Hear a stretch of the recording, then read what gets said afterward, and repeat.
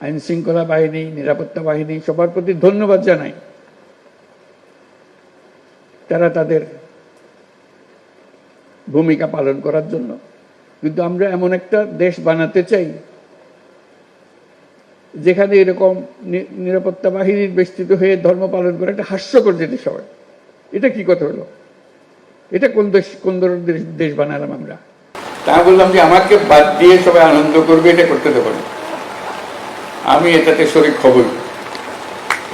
আমি জোর করে এসেছি, আপনাদেরকে কষ্ট দিয়েছি, আপনাদের এই আনন্দের শরীক হওয়ার জন্য। নমস্কার।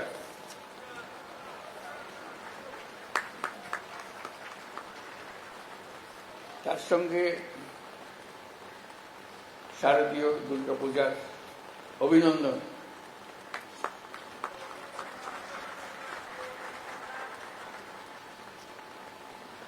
আমি ভাবছিলাম এবার বোধহয় এই আনন্দ থেকে আমাকে সবাই বঞ্চিত করে ফেলবে।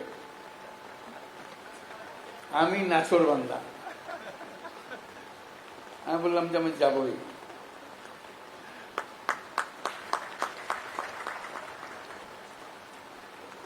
যাবার অনেক আকর্ষণও ছিল, আপনাদের সঙ্গে আবার দেখা করা, কারণ আপনার আমাদের দায়িত্ব গ্রহণের পরপরই আপনাদের সঙ্গে দেখা, তারপরে আবার এসছি। এই আনন্দ থেকে আমি বঞ্চিত হতে চাচ্ছিলাম না। বিশেষ করে এর মধ্যে অনেকগুলো ঘটনা ঘটেছে। ছুটি একদিনের থেকে দুদিন হয়েছে, এখন ছুটি দুদিনের থেকে এখন 4 দিন হয়ে গেছে। ওটাতে আমার কোনো হাত নাই।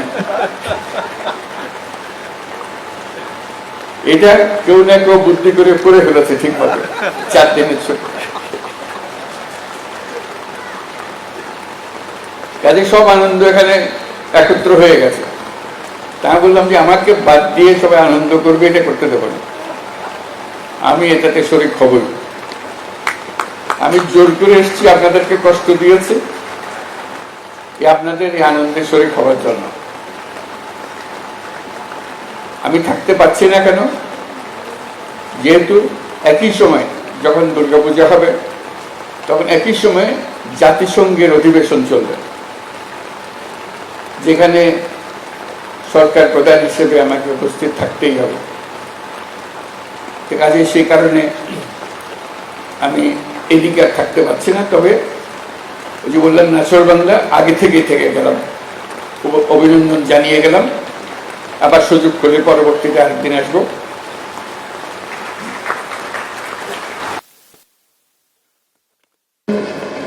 অনেকগুলো কথা বলেছিলাম, আপনারা মনে রেখেছেন সেগুলো। একটি বলেছিলাম যে আমরা একটা পরিবার, সারা জাতি একটা পরিবার। পরিবারের মধ্যে নানা রকমের মতভেদ থাকবে, নানা রকমের ব্যবহারের পার্থক্য থাকবে, কিন্তু পরিবার একটা অটুট জিনিস। এটাকে কেউ ভাঙতে পারে না।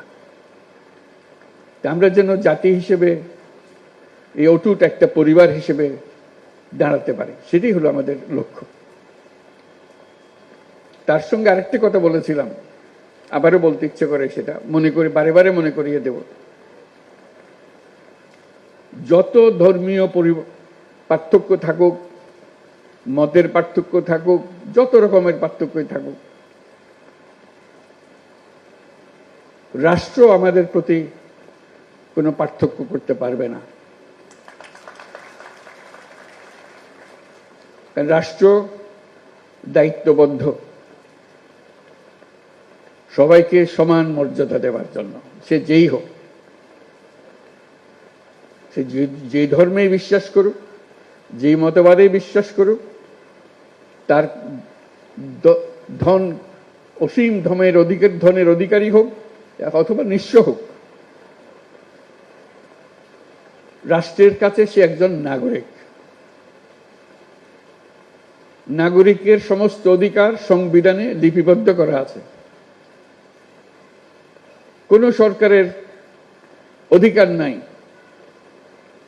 তাকে কোন জায়গা থেকে বঞ্চিত করা, ক্ষুদ্র পরিমাণেও বঞ্চিত করা। কাজে আমাদেরকে ওই একটা জায়গাতে সোচ্চার হতে হবে সবসময়।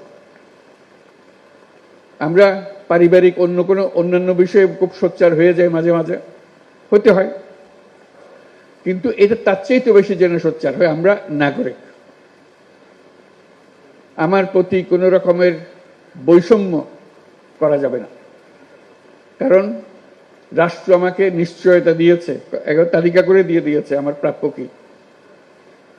কাজে যত কথাই বলি, সবচেয়ে বড় কথাটা বলবেন, আমি নাগরিক, আমাকে এই তালিকাভুক্ত সমস্ত জিনিসের অধিকার আমাকে দিতে হবে। ওইটাতে যদি না দাঁড়ান, বাকিগুলোতে বড় সুবিধা হয় না। নানা কথার মার পেছে এদিক ওদিক করে ফেলে, এটাতে এদিক ওদিক করার কোনো সুযোগ নেই। কাজে আবারও আহ্বান জানাচ্ছি, আপনাদের যত কথাই বলুন, তার মধ্যে বারে বারে বলুন যে আমি এই দেশের নাগরিক, আমার জন্য সংবিধানে দেওয়া সমস্ত নাগরিক অধিকার নিশ্চিত করতে হবে। এইসব অধিকার থেকে এখন আমি বঞ্চিত, এগুলো আমাকে দিতে হবে। তখন আপনি সঙ্গী সাথী সবাইকে পাবেন, সারা দেশের মানুষ একসঙ্গে থাকবে, কারণ সবারই একই সমস্যা, তার নাগরিক অধিকার প্রতিষ্ঠা করা।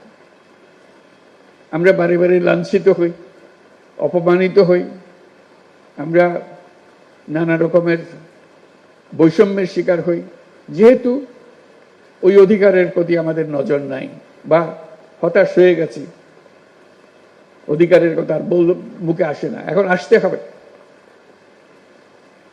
আমরা যে নতুন বাংলাদেশের কথা বলছি, তার মধ্যে এটা সবচেয়ে গুরুত্বপূর্ণ বিষয়, যে সবাইকে সব নাগরিক অধিকার নিশ্চিত করা, সেটা যেন আমরা করতে পারি।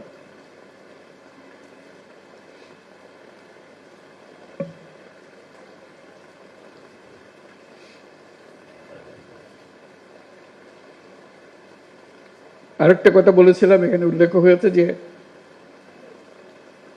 আমরা নিরাপত্তা বাহিনীর বেষ্টনের মধ্যে আমাদের ধর্ম পালন করতে চাই না। আমরা নাগরিক হিসেবে মুক্তভাবে যার যার ধর্ম পালন করতে চাই, এই অধিকার আমাদের নিশ্চিত করতে হবে।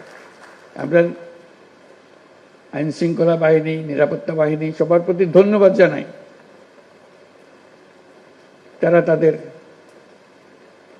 ভূমিকা পালন করার জন্য।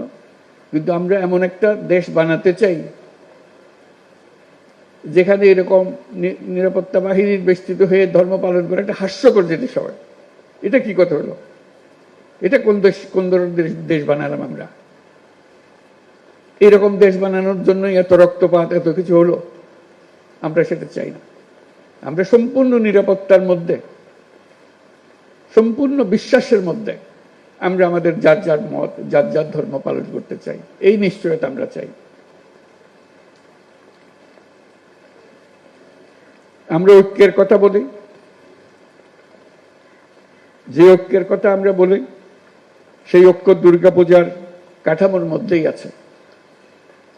সনাতনী ধর্ম বিশ্বাস মতে 10 ভুজা দুর্গাপূজার কাঠামোতে দেশ ও জাতির সব ধরনের ঐক্য সংহতির প্রতীক আছে।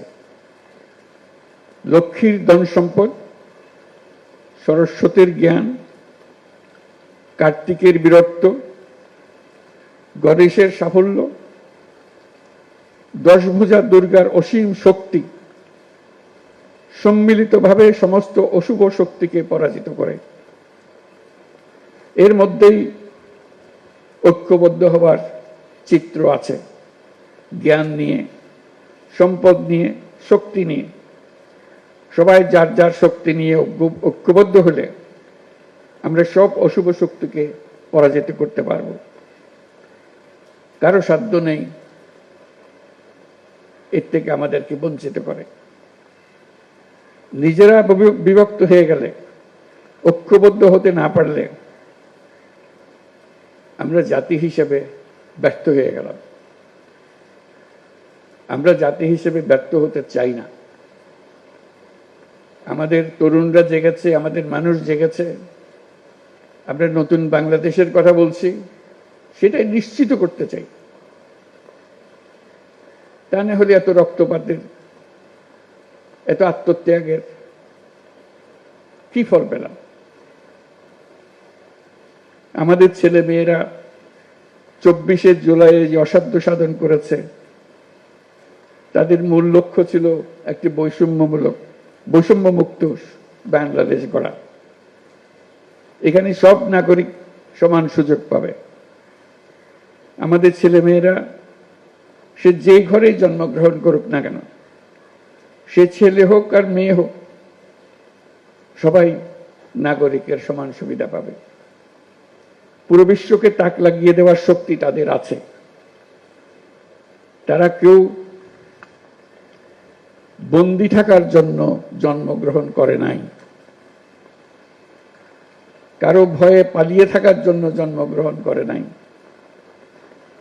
আমরা তাদেরকে সে সুযোগ দিতে চাই। তারা নিজের মতো করে গড়ে উঠবে, দেশকে গড়ে তুলবে, পৃথিবীকে গড়ে তুলবে। আমরা এমন রাষ্ট্র গঠন করতে চাই, পৃথিবী আমাদেরকে অনুসরণ করবে। জুলাই গণঅভ্যুত্থানের মধ্য দিয়ে আমরা বৈষম্য, দুর্নীতিমুক্ত একটি সমৃদ্ধ দেশ গড়ার যে অগ্রযাত্রা শুরু করেছি, তার সফল বাস্তবায়ন করতে হলে ধর্ম, বর্ণ ভেদাভেদ ভুলে সকলকে একসঙ্গে কাজ করতে হবে। সব অশুভ, অন্যায়, অন্ধকারকে পরাজিত করে ঐক্য সম্প্রীতির জয় হবে।